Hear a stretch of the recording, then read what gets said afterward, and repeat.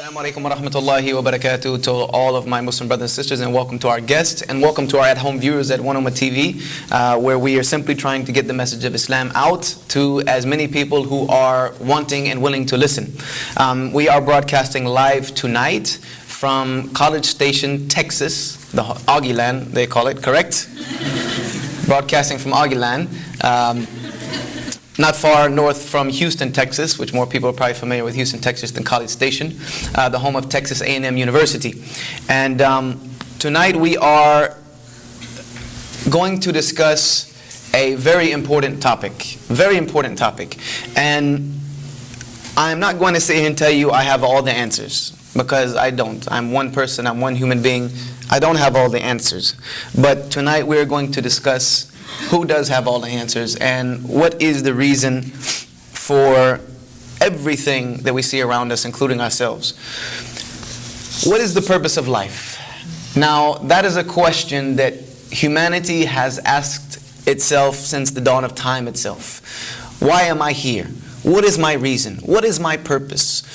And this is a question that everyone has to answer for themselves at some point in their life in order to accomplish anything of benefit or value on a bigger scale. They need to know, why am I here? What am I doing? And rather than discussing all of the viewpoints out there and whether or not we disagree with them, whether we agree with them, or trying to debate this viewpoint of the purpose of life versus this viewpoint of the purpose of life, I'm going to try to stick the majority of my talk to the Islamic perspective of the purpose of life, with maybe putting in some other viewpoints here and there for reference, but the majority is going to be about the Islamic viewpoint of the purpose of life. Now, one thing I want to say that I have in common with almost everyone in this room, not only my Muslim brothers and sisters, but as well as our non-Muslim guests, is number one, I have in common with everyone that I am part of this race of humanity that is crawling across the face of the globe. And even though now I'm sitting on one side of the fence as a Muslim, not very long ago I was sitting on the other side of the fence as a non-Muslim. 13 years ago in 1998, I would not have been sitting here on this side of the fence. I was sitting on that side of the fence, and if you would have asked me what is the purpose of life, I don't really think I would have been able to answer that with any credible certainty within inside of myself. What is the purpose of my life? And that was an answer that I was looking for, and that was something that I was seeking, and it also led me to be here, where I am today. And one thing I'm going to ask everyone tonight is to have an open mind. Have an open mind, even if you have some conceived notion of what you believe the purpose of life is. I also ask you to just open your mind for a moment, because they say the mind is like a parachute. Can anyone tell me how the mind is like a parachute? How does a parachute work? If it's open, right? A parachute only works if it's open. You jump out of an airplane and don't open a parachute, it's not going to do you very good. The parachute only works if it is open. So the open mind will let the mind work. Also, the water in the glass analogy. If you take a glass and you turn it upside down and you try to pour water into it, how far will you get? Will you be able to fill that glass? Never. You'll never be able to fill the glass. I don't care if you pour all day long. You're never going to fill not even a drop in the glass. The glass needs to be turned over and to be a receptacle for receiving the water. So I'm asking you to at least have an open mind tonight to not accept the ideas. I'm not forcing you to accept ideas, but at least be open to receive them. At least be open to receive them. Now, this question, the purpose of life, one of the reasons it's so important, and one of the reasons it is a question that has been debated throughout the ages, and one thing that I think has prevented a lot of people from answering this question are the implications behind it. The implications behind answering this question. Because if I answer the question for myself, what is the purpose of my life, then that would lead for me to have to do something about it. If I realize the purpose to my life, I have to do something about that. Then I would have to act upon that purpose.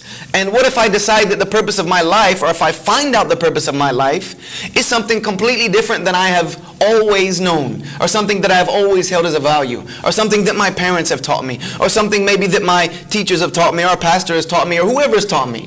What if I find out, by asking this question sincerely, something that different than I've ever known? That means that I would have to change. My ideas have to change. My life has to change.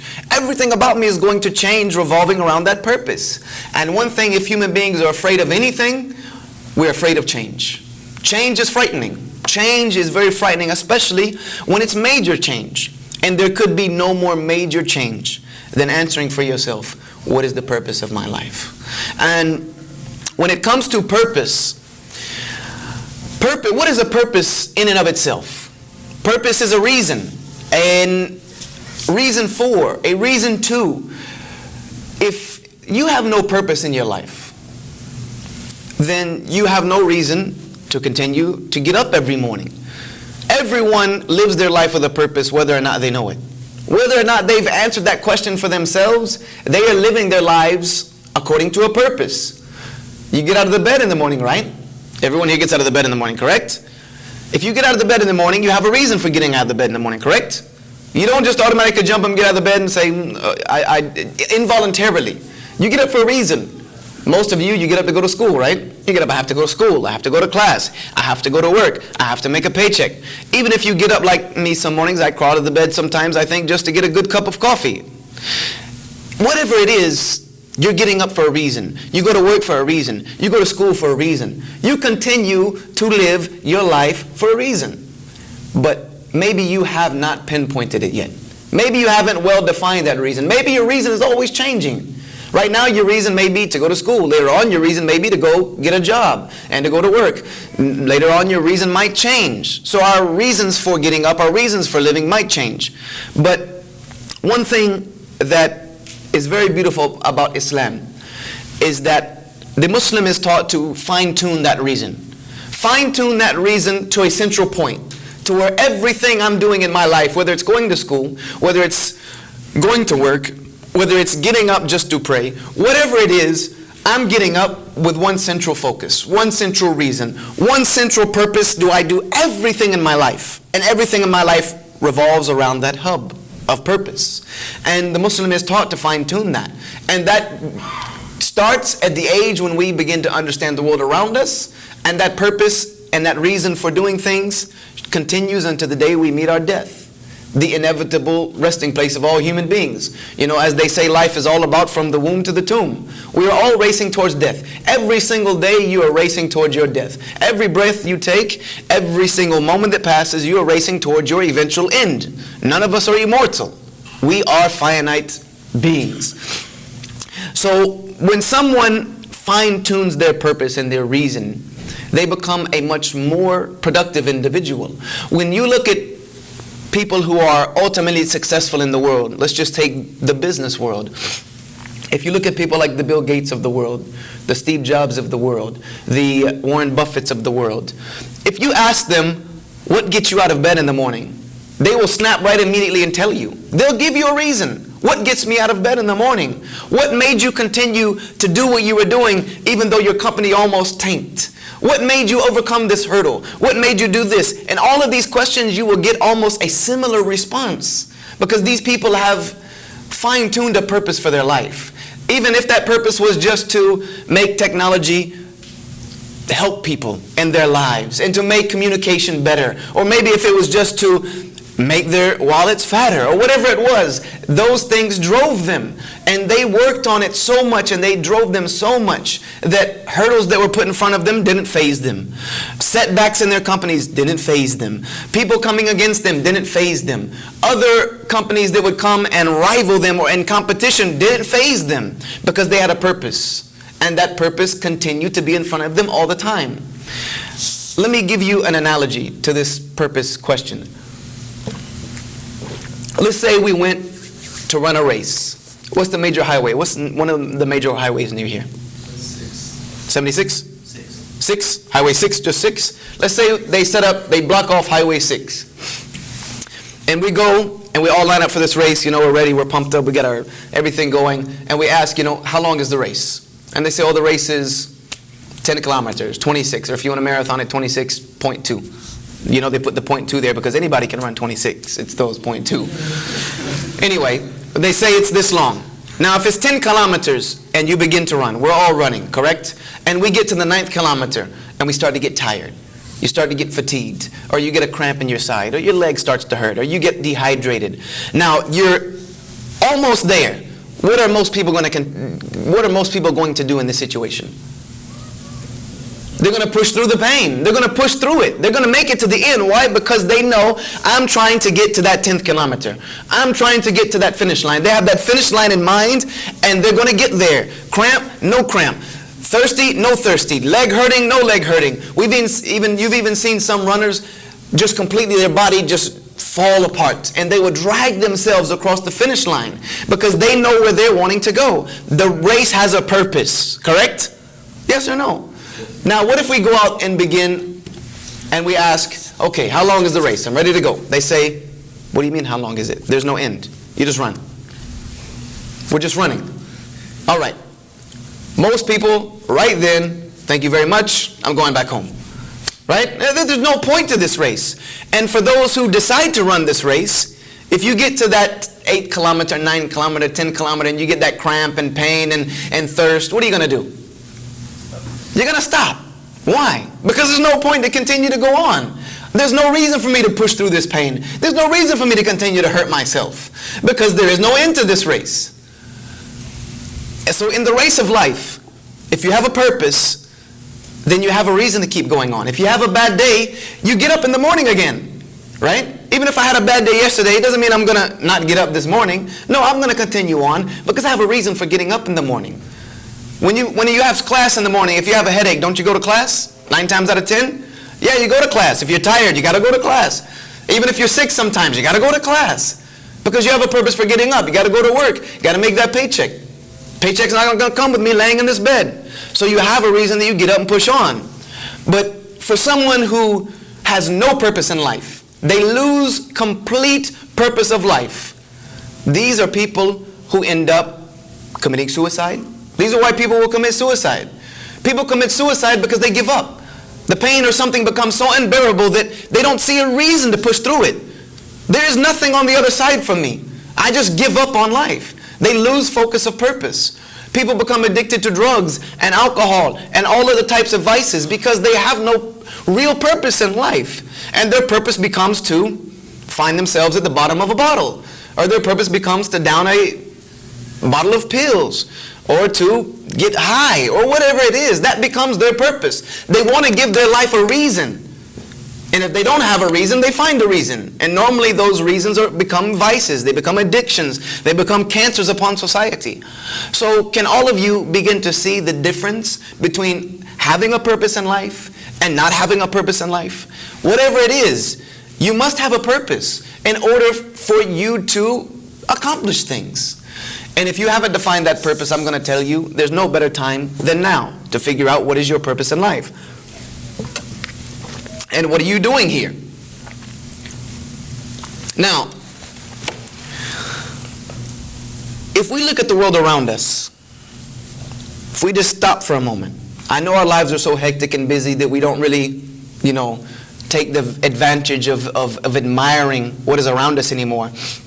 And as a student of psychology, this is one of the things that I have come to very clearly see is that our lives of this fast-paced, on-the-go lifestyle, our life of multitasking, I really think there should be a course on multitasking in college now. I mean, that really should be a beginner course. Multitasking 101. Because you need to almost be able to do 10 things at once to accomplish anything in life anymore. I mean, we are so addicted to technology and things of that nature. We're text messaging, we're emailing, we're IMing, boom, boom. Things are going and firing at such a rapid pace that studies have shown that people take very few deep thoughts anymore. Our minds are scrambled. Our thoughts are jargoned.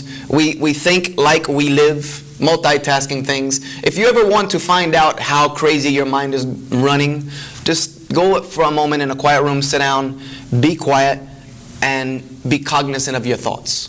Just be aware of what your mind is thinking about. involuntarily, you'll start to realize, oh my God, there's so many things going on up in here. I don't know how I get anything done.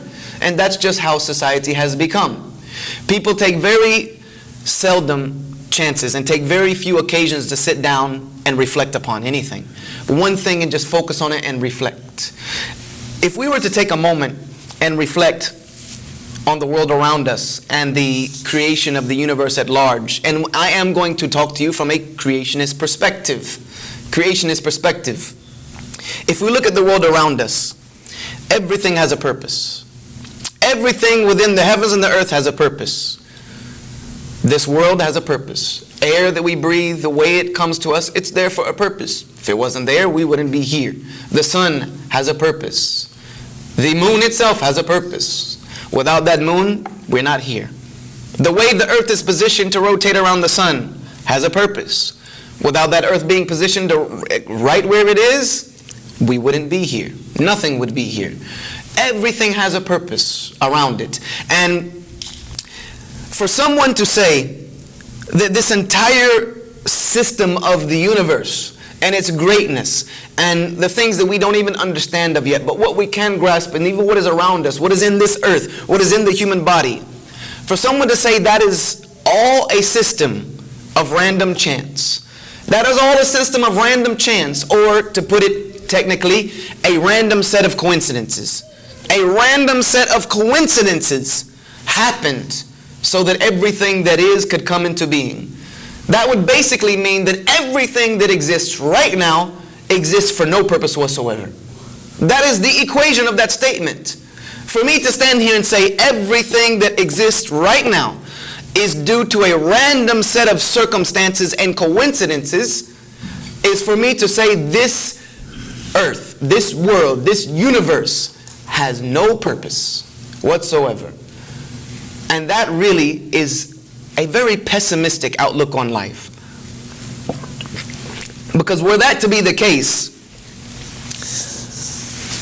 we are sitting on a great gambling scheme.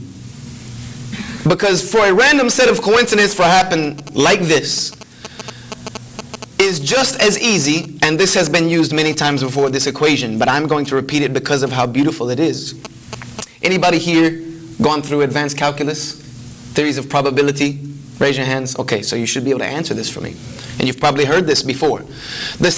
If you were to take a bag, a small bag, plastic bag, paper bag, whatever it is, where you can't look inside of it, and you put numbered balls, 1 through 10, 1, 2, 3, 4, 5, 6, 7, 8, 9, 10, numbered balls, and you put them in that bag, shake the bag up, blindfold yourself, or just close your eyes, reach down in that bag, pull out number 1, set it on the table. Reach down in the bag without looking, pull out number 2, set it on the table. Reach down in the bag, pull out number 3, 4, 5, 6, 7, 8, 9, 10, just like that. What is that probability? Can anybody tell me the probability that I can pull those 10 balls out in order? No, the chance, the probability. 1 in around 27 million. 1 in 27 million. That's the probability that I have to be able to do that. And that's just 10 balls in a bag. So what kind of probability are we looking at? To say that this entire creation, the way it is set up right now, for the earth to be exactly where it needs to be, for the sun to be exactly how it needs to be, as hot as it needs to be, as bright as it needs to be, for the moon to be exactly where it needs to be, for the amount of air in this atmosphere exactly what it needs to be, the amount of water that evaporates and disperses itself exactly the way it needs to be, our bodies constructed exactly the way they need to be able to live on this earth. What type of probability do you think we're looking at? It's not quantifiable, right? That theory is not quantifiable. There is no calculus, there is no calculation, there is no math that you can do to put that probability forward. But people who will say this life is here by random chance and set of circumstances, they are taking that risk. That is all here by that chance of probability. That there was some bang at the beginning of, I don't know how they can even say the beginning, because if it's all just probably chance, but there was some bang, and then all of a sudden molecules started floating around, and they just happened to go where they needed to go for everything to be how it is today. Let me tell you something. If there was a Big Bang, the moment that bang happened, every single atom, every single particle, every single molecule knew its place. For this to be how it is right now, everything had to know its place. It had to know exactly where it needed to be. It had to know exactly where it needed to go. And that is only by design. That can only happen by design. You do not get this type of perfect harmony of the universe by destruction, such as like a Big Bang that just leads to nothing. And if you want to see that marvel happening before your very eyes, how many of you, if you could see the act of creation happening, how many of you would love to do so? If you could see the act of the universe coming together, how many of you would like to do that? You can do that, can you not? How many of you here have taken astronomy, advanced astronomy, etc.? Are there not nebulas way out in space that we can look at? That there are still remnants of that beginning dust particles and smoke particles where stars are still forming. Galaxies are still forming. Things are still falling into place. The creation process is still continuing to happen. And for you to take a look at that and say that's happening all by itself, randomly, probably, by probability, by just some set of circumstances, is almost irrational for an intelligent human being to come up with. But unfortunately, this is a theory that has been put forward. But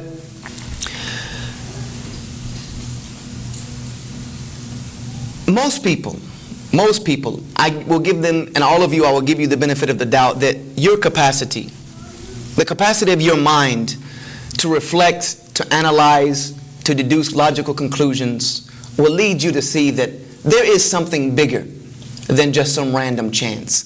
All of this that we see around us is bigger than just some random chance. The fact that birds can migrate great distances and travel even on cloudy days just by seeing how the sun reflects and the way it angles off the clouds, those birds know exactly where to go. That bees can travel from their hives hundreds and hundreds of miles, with no TomTom, no GPS, no nothing, no Google Maps, go exactly where they need to go to get what they need and make it directly back to their hive. Even if there's 100 hives in the field, they'll go right back to theirs. And then they will tell everybody else, look, there's stuff out there. To say that that happens by chance, the fact that salmon are able to, at the end of their life when they're ready to spawn, they can trace their lineage all the way back upstream, upriver, up waterfalls, all the way back to the place where they were born by the sense of smell in order to begin that reproduction process again. I think all of you, I will give you the benefit of the doubt, you can say that that is something bigger than some random set of coincidences. There is something bigger going on behind this. There is somebody behind the scenes with this. If you were to walk out and let's say they built a brand new, glorious bridge somewhere here in Texas or in Houston. I don't know if there's water here in College Station, but let's say in Houston they built some new, huge, glorious bridge, biggest bridge in the world, most luxurious bridge in the world. When you went and looked at that bridge, you would marvel at its design. You would be like, wow, look at this great structure. You would think about the person who designed this. How amazing a mind of an architect must it have been to make this. Your first thought wouldn't be, wow, I wonder how all of that just fell together. That's amazing. Steel just started, falling all over the place. Concrete was just flowing from the sky and, it just happens. That would not be your first thought. Your first thought would be, how amazing is it that an individual like the human being could come up with something like this? Or the very famous watch in the desert idea. If you were walking in a desert and you found a nice watch, very fancy watch, Citizen, Bolivar, whatever want to have you, you would pick it up and you would first think to yourself, how did this get here? How did this get here? Who left this here? You wouldn't think that, wow, that is amazing that over all of this time, sand came together and started graining and forming glass, and this is not what the human mind would start comprehending. You would know someone left this here. Yes or no? This is the logic of the rational human mind. So, and I'm talking about a watch. A simple piece of glass and metal. What about this beautiful world that we live on? This beautiful earth, this beautiful universe that's ever expanding. The theory goes that the universe is continuing to expand. What's beyond its borders? Who knows? And then it will expand so much one day that they theorize that it will eventually implode in on itself. It will get so large that it will just overcome itself. To say that all is just there by some random set of circumstances is not logical or rational or befitting the human capacity to understand and think. To understand and think.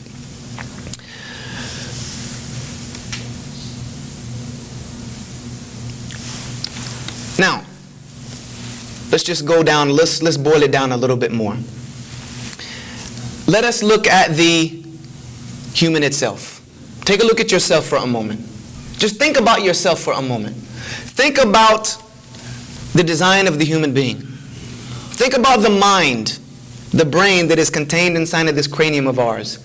How this brain is able to store so much information. How it is able to just fire off the synapse nodes and the architecture that's going on, firing information at a millionth of a second, over and over every single moment of your life. Think about the capacity of the human brain to take in the world around it, the way it is able to dissect information that is being given to it and feed that information throughout the body, how it's able to receive information from the body and recalculate itself accordingly, how we're able to react to things without thinking, how the mind controls everything that we do. Think about that for a moment. Think about the human eye, just the simple human eye, the greatest camera that has ever existed. The way the human eye processes information, the way it knows how to filter how much light in and out, how to take the light that is around it, the colors and all of the different things that are being fed into it, and how it is able to translate that and send that information up to the brain to allow us to comprehend what is in front of us, to comprehend what is around us. Think about the heart that is inside the human body. When does it start beating? Can anybody tell me when the heart starts beating? Come on, some of you anatomy students. When does the human heart start beating? 40 days. At around 40 days? 120? Getting some people will even say it begins almost right after conception. As soon as the heart forms, it begins to beat. As soon as the heart forms, it starts beating. And it beats continuously, non-stop. Day in, day out. It doesn't take a day off. It doesn't take a break. It doesn't take a minute off. What happens when it takes a minute off? You're dead. It does not stop beating until you die. And it beats without the will of the one whom it's inside of. Does your heart beat to your own will? If that were the case, a lot of us, we would all be dead. You would have to continually think every day, okay, beat, dunu. You wouldn't be able to do anything else. It beats without your own willpower. And it's continually fueling the body with blood, continuing to pump that blood and send that blood through the body over and over and over and over and over and over again. Did that happen by a set of random circumstances? Did that begin by a drop of bacteria in the ocean? And over millions of years it just designed itself? Think about the liver for a moment. The liver is an amazing organ inside the body. Without it, you can't live. The liver, every single moment, is performing hundreds and hundreds of chemical analysis of what's going through your body. And it is deciding what the level of toxicity of the body should be at. And it is filtering and letting go through it and filtering what it needs to filter and let go through it, what it needs to let go through to make sure the level of toxicity in the body stays regulated. When the liver stops functioning, the toxicity increases in the body until one dies. Who designed that? That was another random set of circumstances. Look at the nervous system of the human body. The nervous system of the human body and the amount of cords that are running out throughout our entire system to give us the feelings of touch, of taste. Did that come by a random set of circumstances too? We're building up a lot of random circumstances here. And again, you could not even begin to quantify a theory of probability that could say that these things could happen on their own. On their own. So surely, all of this has to be for a reason. All of this has to be for a reason. The universe has to be for a reason. The sun, the moon, the stars, the planets, the earth, the air, the water, you, your brain, your eyes, your heart, your liver. It all has to be for a reason. It's there for a purpose. So what is that purpose? Surely we have to say, my life has some meaning. We should be able to leave here tonight, every one of us, to say, my life has a meaning. It has a meaning. I live my life because of that meaning. And what is that meaning? Is the meaning of our life just to enjoy, live, eat, drink, sleep, be merry, as the hedonist would say? Or is our life all about hedonism, where we're just enjoying everything we can get our hands on at any moment, at any time, at any place? If that's the case, then life is for some and not others. If life is all about gaining, getting money, gaining wealth and property and things of that nature, then life is for some and not others. Do you think my 5-year-old son cares if he has $500 in his bank account? Do you think he cares? Do you think he cares if he has $1 in his bank account? $5,000 in bank account? No. Long as he has his ice cream and cake and candies and his PSP, he's good to go. He doesn't need anything else. He could care less about that fancy car that I have in the driveway. He could care less about that big house. Doesn't make any difference to him. What about a person who is blind? Is just enjoying the luxuries of the beauty of around the world? Is that for him too? So is it for some and not others? What about the paraplegic? If life is all about just eat, drink, and be merry, enjoying and all of these carnal pleasures, what about the person who is a paraplegic who can't move anything? So is life for some and for not others? Is this the system that we are willing to accept? That life is for some and for not others? It's for the haves and for the have-nots? Sorry, this just wasn't your life. Just wasn't for you. Surely every single one of our lives have purpose. From the 5-year-old child to the paraplegic, to the blind, to the deaf, to the disabled. Surely everyone's life has a purpose.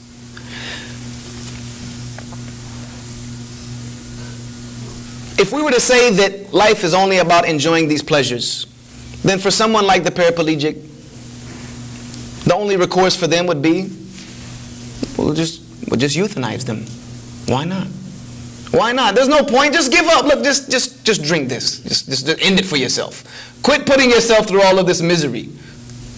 For someone who can't see, look, there's nothing left for you in this life. You know, just go ahead and end it. There's no reason for you to continue this on. This would be the idea that we're presenting to the world. That if life is all about enjoying, then for those who can't enjoy, just give up. Just give up. But no one would logically say that this is rational.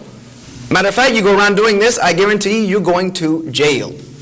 You're going to jail. You start euthanizing people, you're going to jail. So, what does Islam have to say about all of this? To make the story sum up short, because in 10 minutes we're going to have to break, because it's going to be time for prayer. And then after prayer, we're going to simply discuss and continue about what is Islam and what does Islam really mean and say about this subject.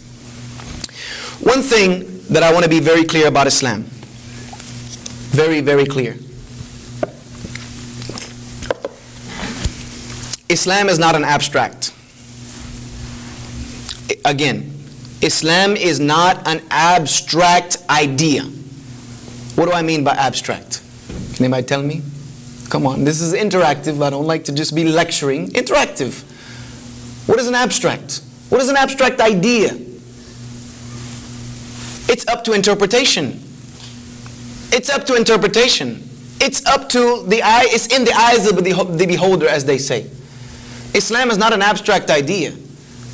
Islam is a way of life, a set rule of principles that are given to us by the Creator of all of this grand design through what He has given to His creation. Islam is not what you see on CNN. Islam is not what you will find on Fox News. Islam is not what you read in Times Magazine. Okay, again, Islam is not an abstract idea. Islam is a way of life based upon principles that the Creator has sent to us through His many prophets and messengers. And we as Muslims believe in all the prophets and messengers. We believe that we came all from one human being, Adam, our forefather, and his mate, Eve. We believe in Noah. We believe in Abraham. We believe in Moses. We believe in David. We believe in Zechariah. We believe in Jesus. And we believe in the last and final messenger, Muhammad. Peace be upon them all. We believe that God has given a set way of life to human beings. And this way of life to human beings has always been the same. It has always been the same. And it has always defined human beings, not only way of life, but their purpose of life. And I haven't even told you finite, definite, what the purpose of life is in Islam. We're getting to that. That comes at the end. Islam is something that is being talked about almost on every single media outlet throughout the world. Islam is being talked about. Islam is being talked about in the major magazines, the major newspapers, the periodicals, the blogs, the websites. Islam is on the forefront of discussion and ideas, and has been for over a decade now. Ever since 9/11, we all know, since the tragedy of 9/11, Islam has been on the forefront of the world scene. And one very sad fact about that is that that narrative of what Islam is has been in the hands of people who do not know what Islam is. What Islam is, has been in the hands, and that narrative has been in the hands of people who have no idea what Islam is. Because we've heard so many varying ideas about what Islam is. Islam is this, Islam is that. One day it's this, the next day it's that, the next day it's this. Islam is not an abstract. It doesn't change. It is not up to interpretation. It's not change according to the time and date and period and place. Islam is one thing. And that's what we're going to finish with tonight. Islam is an Arabic word.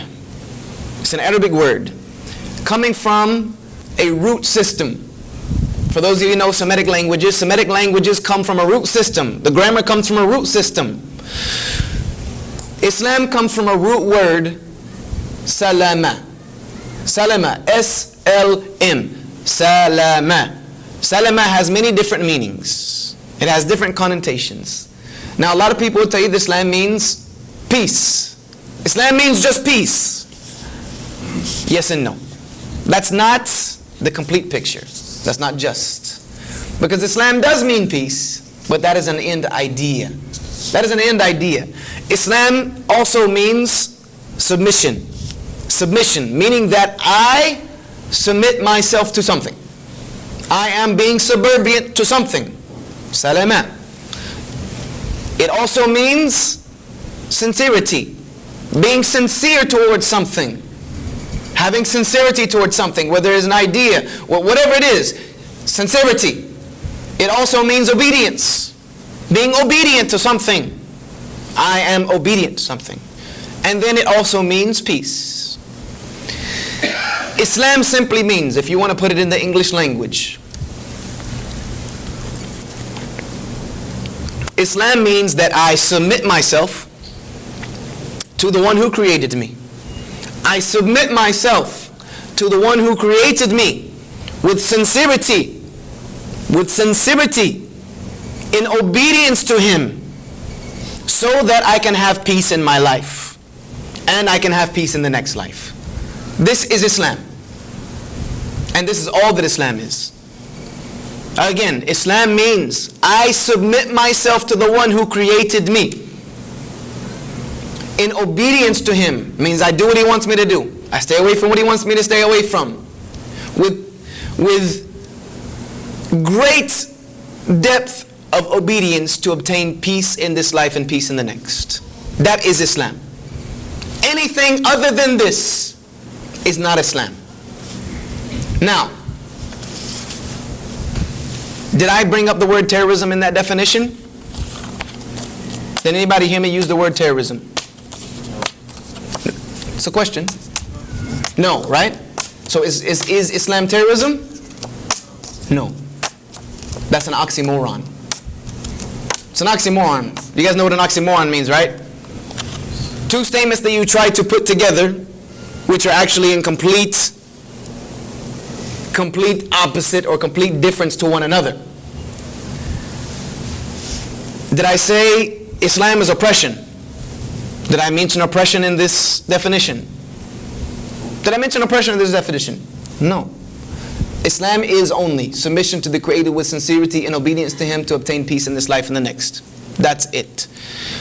And that is something that I'm trying to be very upfront about, is that if we Muslims tell the world what Islam is, simply, plainly, clearly, and we talk about the issues that are being talked about, we talk about them on our terms, from our narrative, from the revelation that God has given to humanity, and from what He has taught us, then we would get rid of a lot of these negative connotations and negative ideas.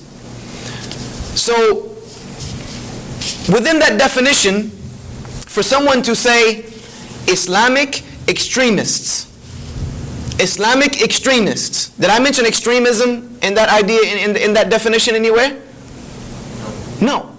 So Islamic extremist is also an oxymoron, because you cannot be extreme in Islam. You cannot be extreme in Islam because it doesn't fit within the definition. Do you see what I'm trying to get you to grasp? You can't put inside that definition what doesn't fit. An Islamic radical doesn't fit. It won't fit. It doesn't fit with the definition of someone who is submitting themselves with sincerity and obedience to the Creator to have peace in this life and the next. It won't fit. This is what Islam is.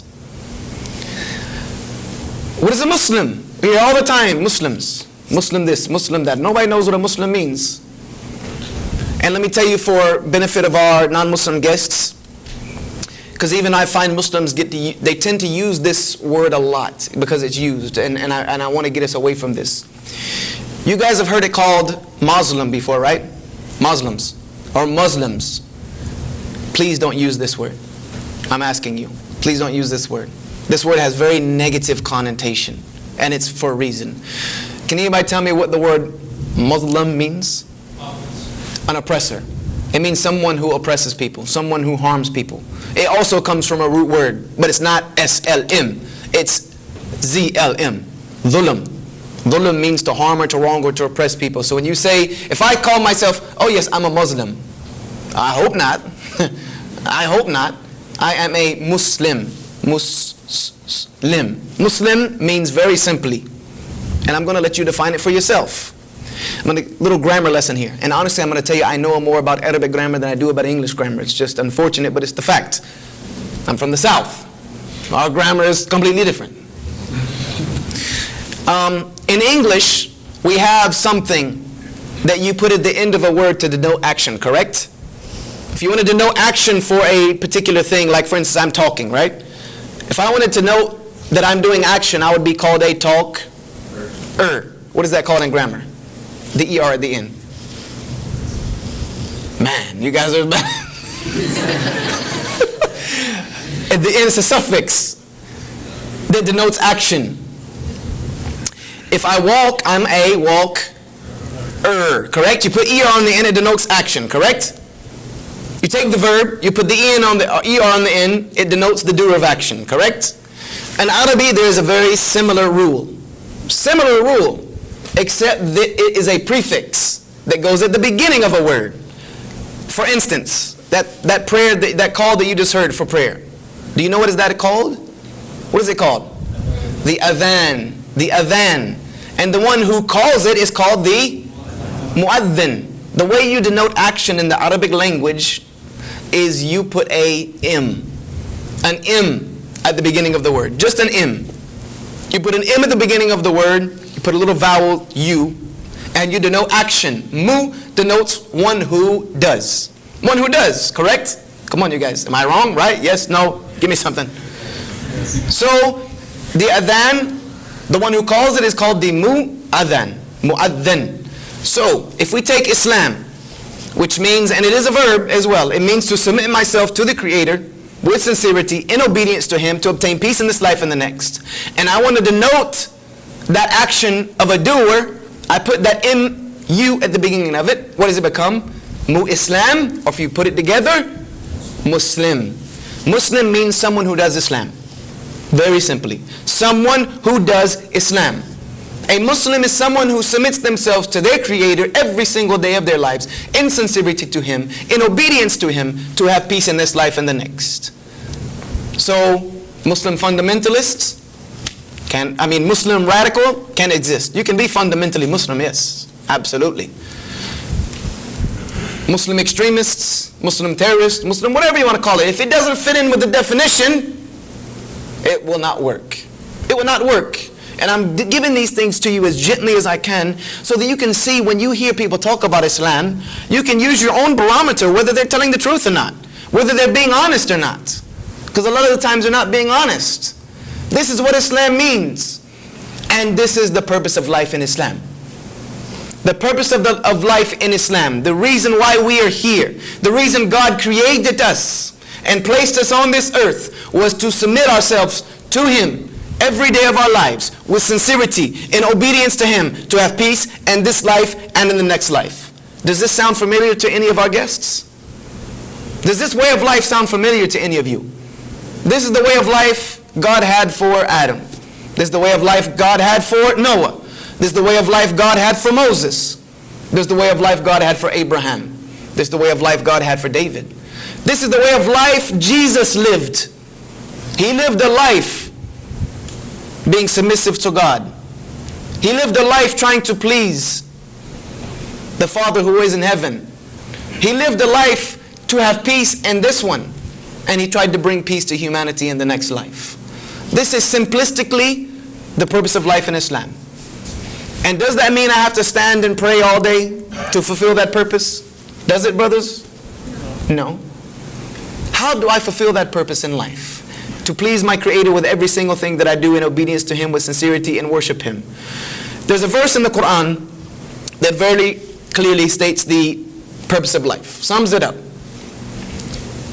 And it comes in Surah 51. And in Arabic, which is the pristine language of the Quran, because even when I tell you a translation of the Quran, that's not the Quran. It's a translation of meanings. It says very clearly, وَمَا خَلَقْتُ الْجِنَّ وَالْإِنسَ إِلَّا لِيَعْبُدُونَ. I did not create humanity. I did not create people with willpower to do right and wrong, except for one reason, and that is to worship me. That is to worship me. That is simply to worship me. And doesn't mean I have to be standing in prayer all day long. Because even the Bible says to pray without ceasing. But that doesn't mean you have to sit in your room all day praying and praying and praying and praying. You have a life to live. What does it mean? It means that everything I do in my life fits in with that purpose. It fits in with that purpose. I'm doing it in submission to my Creator, in obedience to Him, with sincerity to Him. If I go to work in the morning, it's not to bring a paycheck home at the end of the week, brothers. For my Muslim brothers and sisters. I go to work in the morning, why? Because it is pleasing to my Creator for me to go and earn my living in a permissible way. And it is a good thing for me to do, and God is pleased with it. When I do that, my work becomes worship. My work becomes worship of God, even if my work is sweeping streets. Even if it's picking up trash around the university. That work becomes worship to God because I'm doing it in submission to Him, trying to please Him with my effort. That is what we mean by fine-tuning your reason in life. Dialing in that purpose, that when I wake up in the morning, the reason I get out of bed is because I want to please my Creator today. I want to make the one who created happy with me. I go to school because I want to be educated, because that pleases the one who created me. That will help me to get a better job, so that I can sustain myself better, which will please the one who created me. So I can have my family have better than I had. That is pleasing to my Creator. Do you understand what I mean? So, brothers, when you think that you go to work just for a paycheck, and you go home, and things are not right in your house, and you start, I put the food on the table and this, and I pay the light bills, and your wife should look at you and say, you're out of your mind. If you think that the one who created me cannot take care of me without you, then you're fooling only you. If you think the Creator can't take care of your family without you, then you're fooling no one but you. Because He created everything and He takes care of it. The word Lord, Adonai, whatever you want to call it, means the one who sustains. The one who caretakes of His creation. He caretakes of His creation perfectly. And in gratitude to that, we submit our wills to Him. This is the beauty of Islam, to me, is how clearly it defines life. How many of you in here have a free will? You can do whatever you want. If you don't all put your hands up in here, then we're going to have to start scanning people to see if we have any sci-fi robots with us. Because you all have a free will. You can do whatever you want. You came here of your own volition. Right? What Islam teaches us, the meaning of life is that yes, the Creator gave us a free will to do what we wish. But in order to be a Muslim, what I do is I take that free will that He gave me and I give it back. I give it back and say I don't want to do my will anymore, because when I try to do it myself, I make a lot of mistakes. I can't figure it all out on my own. So we return that will to our Creator and say, now I want you to tell me what to do. I want you to tell me what to do. You created me. You put me here. So well, tell me what to do. And in that, God has sent His prophets and messengers to guide humanity the right way of life. And we submit to that. And that makes us Muslim. So Muslim doesn't mean somebody who was born in Saudi Arabia. Muslim doesn't mean somebody who wears a dress every day, who has a big beard. A Muslim means someone who submits themselves to their Creator. So let me ask you a question.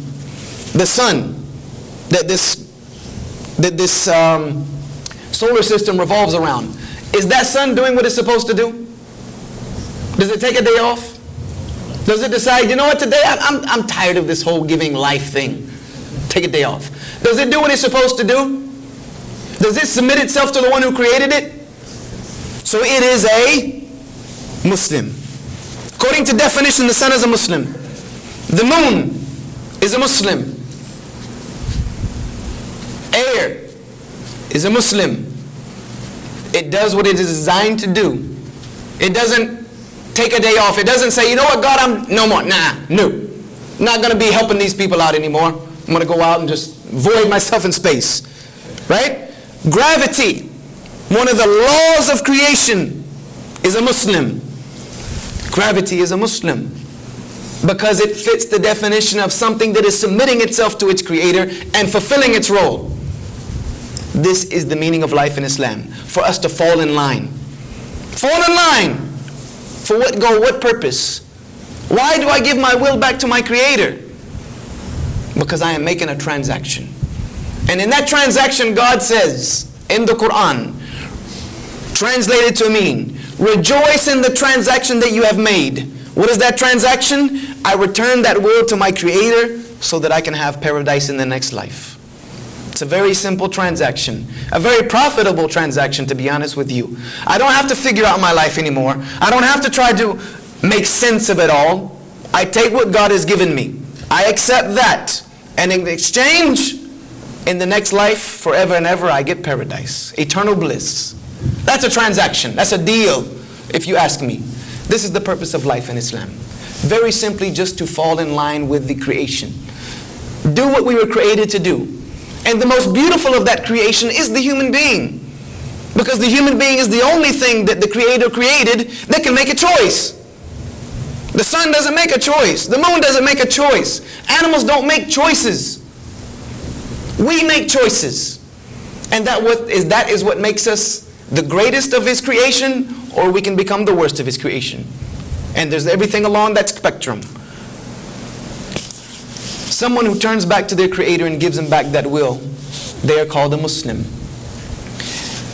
And this is as simple as it gets. So how many people in here would agree with me that everything here is for a purpose? If you don't agree with me, I'm fine with that. That everything that exists is there for a reason. Hands up if you agree with that. You agree with that? I would say that's a majority. How many of you would say that rational logic would tell me that if there is a purpose, I should know what it is? I should know what it is. Good. So I want you to leave here tonight thinking about the things you have heard tonight. That there is a reason. Your life has meaning. I don't care who you are. I don't care what you've been through. Your life has meaning. And it has great meaning. It has great importance. And the most beautiful gift that you can ever give yourself in your life is to figure out what that is. To figure out what the meaning of your life is. To figure out why you're here. What are you doing?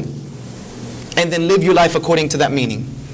That is the greatness of humanity. That is what can make humanity so great.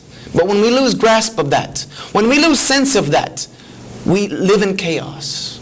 And we live in a world that has lost focus on why it's here. We live in a world where humanity has lost its reason. We've lost purpose. Because someone who will tyrannize another individual, they have lost their purpose. They've lost reason. They've lost focus. Someone who will murder another person, they've lost focus. They've lost purpose. They've lost reason. We have to come back to this sense, all of us, to decide why it is that we're here. And I want to finish, because I want to give Q&A before the time for Isha Salah. And then after the Isha, the night prayer, I want us to be able to commune, as they say. You guys all in Texas know what commune means, right? Right? Commune. That means gather together and just enjoy one another's company. There are a couple of things about Islam that I want to clear up very, very simply tonight. Without a shadow, with leaving you with no thought in your mind as to any ambiguity about these ideas. When you hear about Islam today on the news media, what is one word that you hear associated with Islam more than anything else? For our guests. Al-Qaeda. Al-Qaeda. What else? For our guest in the back, I can see you. What do you hear about Islam more than anything else? Tell me. Extremists? Terrorism? The big J word, right? What's the big J word called? Jihad. Oh my goodness, I said jihad. There's probably 1,000 computers going off at NSA right now. And the point that I'm trying to make is that I'm going to apologize to you. For our guest, I'm going to apologize that we as Muslims have let these words get out of hand. We've let these words get out of hand. Jihad. What is another word? It starts with an S that you hear a lot on the news right now. The S is coming. Sharia. Oh no. The boogeyman. It's coming. It's coming. You better watch out. We just heard pretty soon they're going to have NASA tracking Sharia like they track Santa Claus. Where it's going all over the world. These are two words I want to clear up for you tonight. Because I don't want you to leave here thinking, yeah, well, he said this, but they, use these words to muddle the purpose of life in Islam. They really, really act like our whole religion is revolved around these ideas, which they are. And I'm going to tell you why they are. The word jihad is not a bad word. It is a beautiful word. And for me to say it is a bad word, I have almost lost my entire religion. I would have lost my entire religion to tell you that jihad means bad, negative, and anything evil. The word jihad is also an Arabic word. It's not jihad, even though I know that's the Texas translation. It's not jihad, it's called jihad. It also comes from a root system, jahada. What does jahada mean? Come on, you guys from all over the Middle East. Jahada means to make effort. Jahada means to make effort, to struggle. Like if they build a big building, they will say they did juhud. They did juhud on this building. That means they worked hard to put it up. They did jihad on the building. Now they didn't bring it down, they put it up. They didn't bring it down, they put it up. That's still jihad. What does jihad mean in Islam? I'm going to be clear with you. And I'm not going to apologize for anything in Islam. Because Islam needs no apologies. It needs no apologies. I don't need to do that. And jihad doesn't mean only some struggle that I have within inside of my soul to overcome evil. There is a tint to that in jihad, but that's not the meaning. When you read the word jihad in the book of Allah, the Quran, in the Quran, the Muslim book, when you read the word jihad, or if you look in the statements of the Prophet Muhammad, peace be upon him, and you find the word jihad, they have a meaning. And that meaning is a struggle against injustice. A struggle against injustice, no matter where it may be on the earth. A struggle against tyranny, no matter who's the one doing the tyrannizing. A struggle against oppression, no matter who's doing the oppressing. A struggle against evil, no matter where evil may lie on the earth. A struggle to put truth forward. A struggle to make sure that human beings are given a fair shake in life. You ever heard of the Declaration of Independence? That all human beings are created with inalienable rights. And the foremost of those rights are what? Life, liberty, the pursuit of happiness. Do you know what that would be called in Islam? Jihad. The struggle to make sure that every human being is given their inalienable right by their Creator to live a life of liberty and the pursuit of happiness is called jihad in Islam. If someone were oppressing another individual, the Prophet, peace be upon him, he said, help your Muslim brother if he is oppressed or if he is an oppressor. The person said, okay, I understand how to help him if he's oppressed. I just stopped the one who was oppressing him. How do you want me to help him if he's oppressor? If he's the one oppressing, what can I do to help him? What did the Prophet, peace be upon him, say? Stop him from his oppression. Stop him from his oppression. If someone is tyrannizing over others, jihad mandates for me to put an end to it. Jihad mandates for me to stop it. If a woman is being abused, jihad mandates that I free her from the abuse. If the rich are usurping the rights of the poor, jihad mandates that I institute a system that makes sure the poor are taken care of, and the needy, and the weak, and the orphans, and everyone has their due rights. This is what jihad means. If someone were going to strap a bomb on themselves, walk into a supermarket, and blow themselves up, and I found out about it, jihad would mandate what? I stop him. I stop him. Even if I have to take him out myself. I gotta stop him. Does that sound like the jihad that you hear about on CNN? Does that sound like the jihad you hear about on CNN? Fox News? BBC, Time Magazine? I've never heard that definition come out. But this is what jihad is all about. So to say that jihad equates terrorism is another oxymoron. Because jihad mandates the eradication of terrorism. Yes or no? Anyone come on Muslims, raise your hand if you hear me saying something incorrect. If you hear me saying something incorrect, stop me. Jihad mandates that we end terrorism on the earth, no matter who's doing the terrorizing.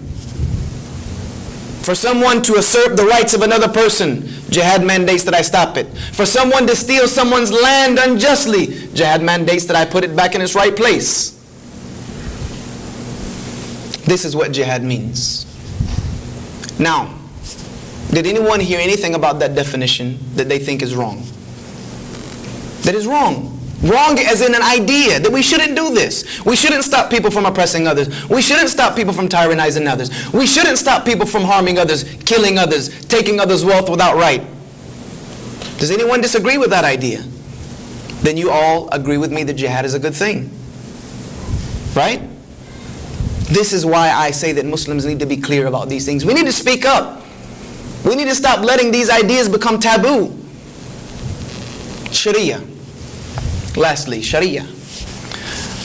Sharia also comes from a root word. Sharia means what? Boogeyman? No boogeyman. Sharia means a way, a path.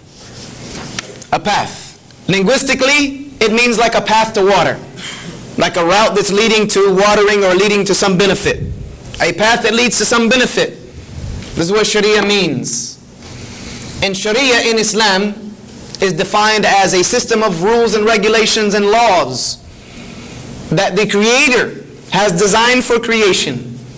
That the Creator has designed for His creation so that humanity can fulfill its ultimate role in life, to fulfill their purpose, and that everyone's rights are taken care of, and that everyone is seen to their utmost needs, the poor, the weak, everything we just talked about. Sharia mandates the laws and regulations of how to do that.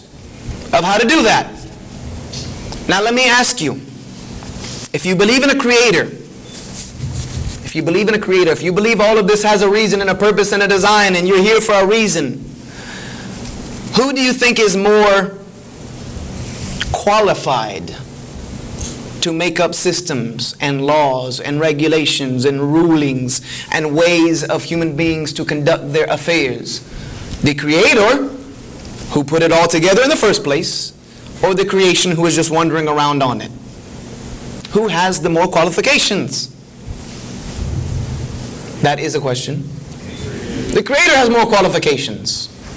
So what Sharia means in Islam is that I accept that idea, that the Creator, look here, you have more rights to tell me how to do this thing than me.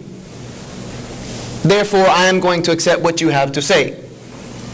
The Sharia simply means a way of life, a set rules of systems, of laws, of regulations, of societal norms, of crime and of punishment, all of these things that are designed not by human beings.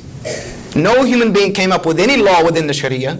They only interpret those laws to fit within culture systems and within times and within different scenarios.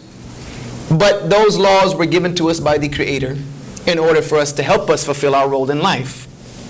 Because it would also make no sense for the Creator to put us on this earth, tell us, I want you to worship me, I want you to obey me, I want you to live righteously, but then not tell us how to do that.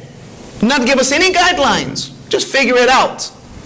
Because if that were the case, then if I go out and do the wrong thing, I could stand before God and say, look here, you didn't give me any, there was no book, there was no guidelines, you didn't give me anything to help me, I just figured it out.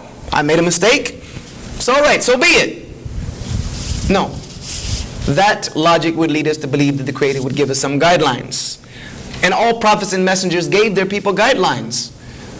Moses gave his people guidelines from his Creator. Jesus gave his people guidelines. He taught them things. He taught them what they should do. He taught them what they should not do. Not all of that has reached us, but we know He taught things. And as well, we believe that Prophet Muhammad, peace be upon him, taught things. He taught the purpose of life was to worship the Creator and to fulfill our role of creation in this life. And He gave us a system of rules and regulations from the Creator. The difference between the system that was given to us through the Prophet Muhammad, peace be upon him, and the system that was given to us through Jesus and David and Moses is this. The system that was given to us through Muhammad, we still have every single bit of it. Every single little tiny bit of it. It's in these shelves right here. You see them. The book that is revealed by God and the statements of the Prophet himself. We know everything that he did.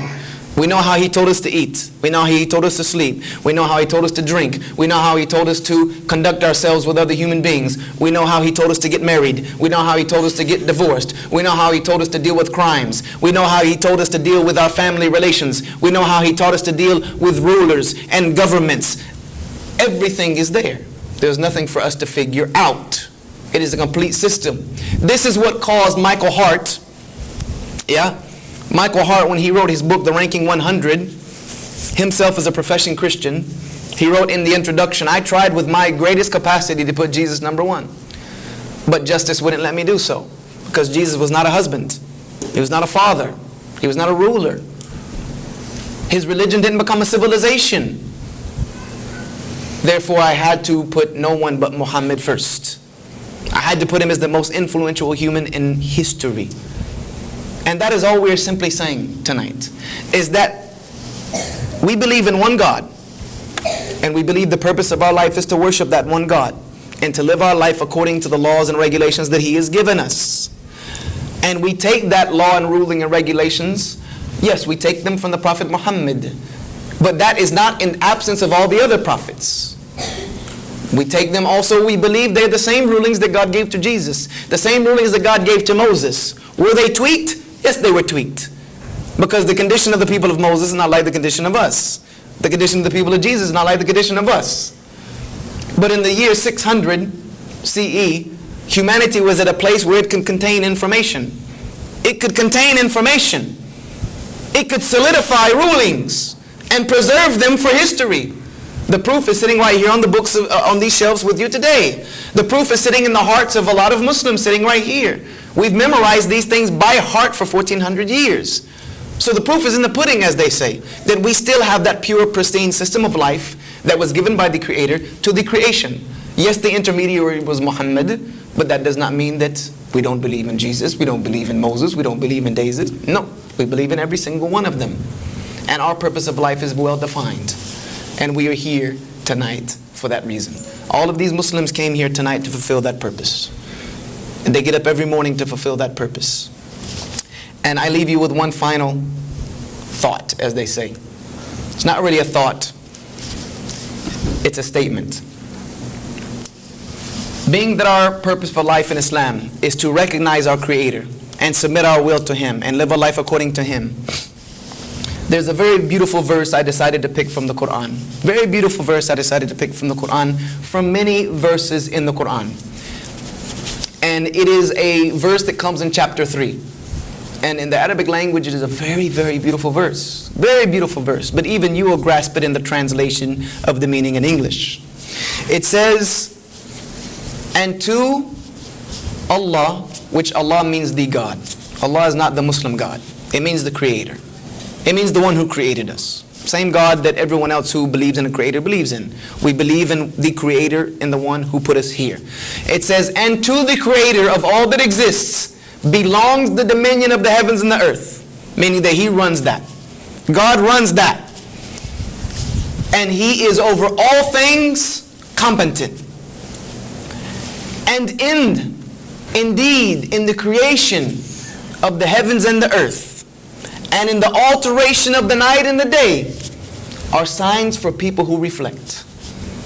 It says, indeed, in the creation of the heavens and the earth, and in the alteration of the night and the day, as we see it, these are indeed signs for anyone who can think. Those who remember their Creator while they are standing, those who remember their Creator while they're sitting, those who remember their Creator while they're lying down on their sides, showing the different postures that we are always in the constant remembrance of the one who created us. And they give thought to the creation of the heavens and the earth, and they say something. And this is the statement I give to you tonight. This is my final statement to you. Our Lord, surely you did not create this without purpose. Surely you did not create this without purpose. You are above such an idea. You are above such an idea to create all of this without purpose. So please protect us from the punishment of the blazing fire. That is our final message to humanity. Our Lord, you did not create all of this without purpose. You are far above that. You are far greater than that. So protect us from the punishment of the eternal fire. I thank you very much for your time tonight, because I know your time is valuable. No one has a moment in life that they can waste.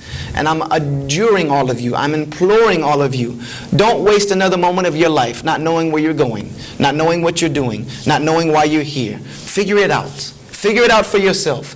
Go sit and think about your own purpose, your own reasoning, your own creation, your own existence, and ask yourself why. There has to be a reason. I'm here for a reason. I was born for a reason. My life has meaning. What is that meaning? And that meaning is to give adoration to the one who created me. Because God did not create human beings because He needed company. Let me tell you that right now. He didn't create human beings because He needed company. He didn't create the heavens and the earth because He was bored. God created everything that He created because He had the right to be glorified. He had the right to create things that would glorify Himself, that would magnify His glory, so that when we look at them, we could look at them and say, glory be to the one who created these things.